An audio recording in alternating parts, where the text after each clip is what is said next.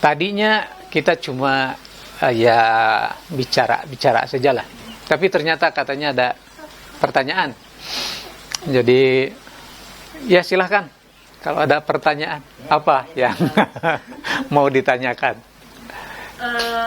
Belakangan ini kan sempat lihat ada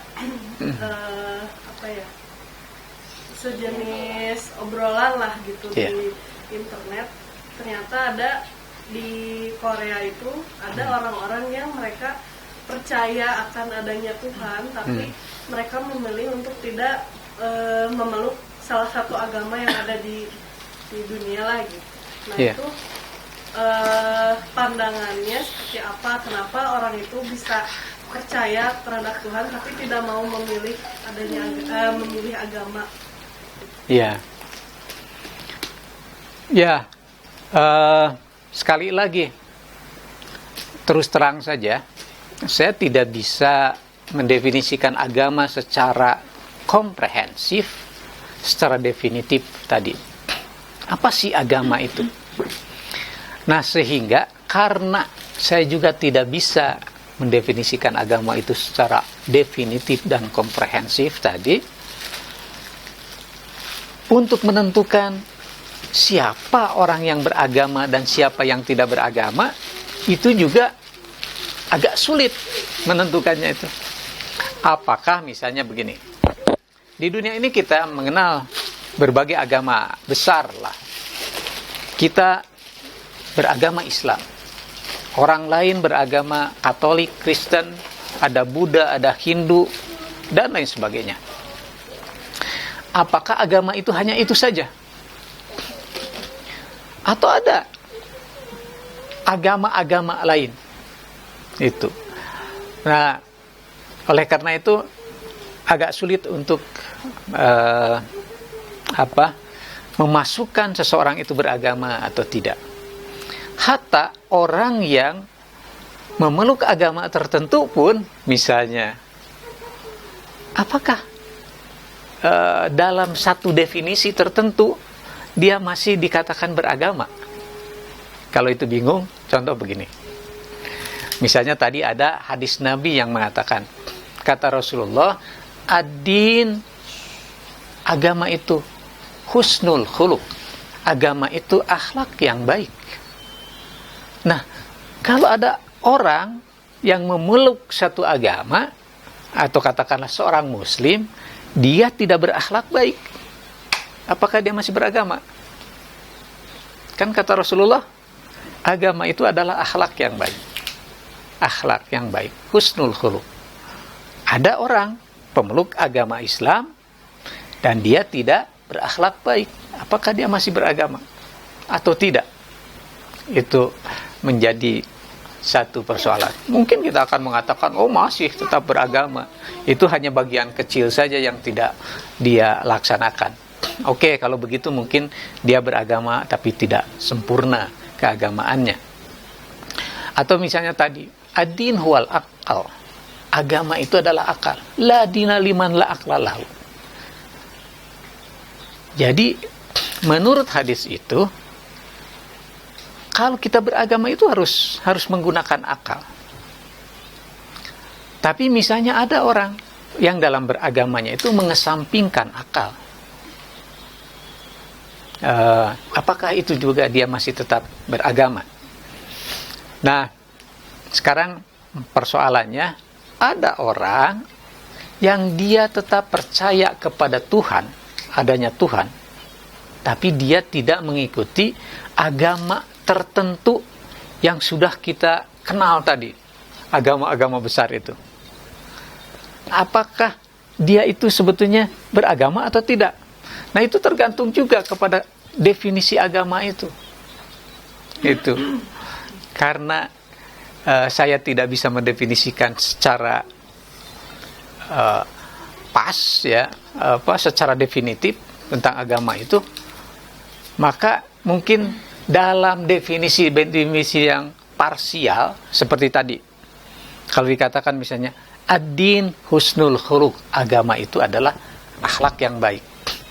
Ada orang yang percaya kepada Tuhan dan dia berakhlak baik.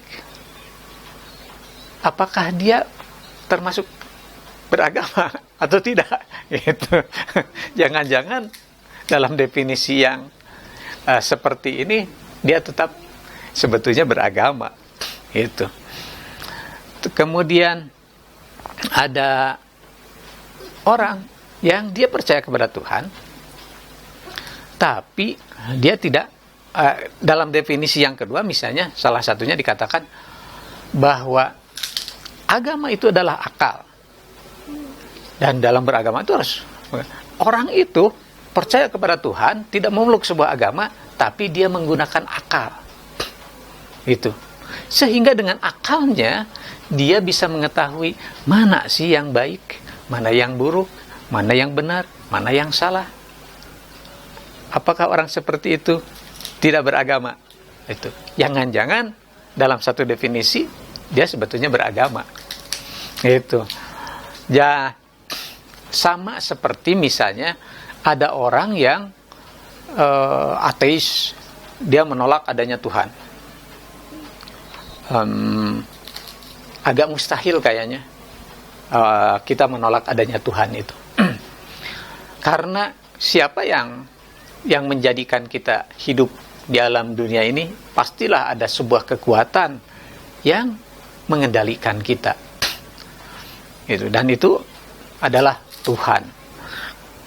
Nah, ada juga orang-orang yang ateis hatta sekalipun, misalnya dia tidak percaya Tuhan, tapi dia berbuat baik.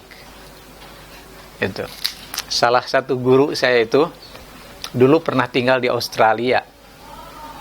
Jadi ketika dia studi di Australia, dia punya tempat kos. Satu kali dia harus pindah tempat kosnya itu ke tempat yang lain. Dan dia harus angkut-angkut barang dari satu tempat kos ke tempat kos yang lain. Dia punya teman satu agama nih, tapi beda mazhab. Karena beda mazhab, katanya teman-teman yang satu agama itu tidak mau bantu. Tiba-tiba datang orang ateis, karena dia tidak beragama, tidak mempermasalahkan siapa yang harus dia bantu. Gitu. Kalau orang beragama karena beda mazhab, dia masih mempermasalahkan. Gitu. Oh, ini seagama dengan saya, tapi beda mazhab. Nggak mau bantu saya. Gitu. Nah, tapi ada orang yang tidak percaya Tuhan, tidak beragama. Gitu. Jadi dia nggak peduli yang mau dia tolong itu orang yang tidak beragama atau orang yang beragama, dari agama yang dia peluk itu mazhab apa dan sebagainya, tidak peduli. Saya mau nolong dia, udah tolong aja. Itu kan amal baik, gitu. Nah, kalau tadi misalnya kita mendefinisikan dengan sederhana dengan satu hadis tadi dikatakan bahwa ad-din husnul khuluq, agama itu akhlak yang baik. Orang ini berakhlak baik, membantu orang lain yang kesulitan, gitu. Dia tidak percaya Tuhan, tapi beragama dalam definisi ini, gitu. So, agak rumit lah kalau kita untuk bisa mengkategorikan agama itu dengan, bagi saya sih, dengan secara saklek begitu saja. Ya, tapi ya secara mudah mungkin orang akan mengatakan orang yang tidak beragama itu tidak memeluk salah satu agama yang populer, misalnya agama yang besar dan lain sebagainya. Mungkin itu yang paling mudah. Tapi dalam definisi yang lebar, mungkin bisa saja pada ujung-ujungnya tidak ada orang yang tidak beragama. Pada ujung-ujungnya tidak ada orang yang tidak percaya adanya Tuhan. Wallahu a'lam.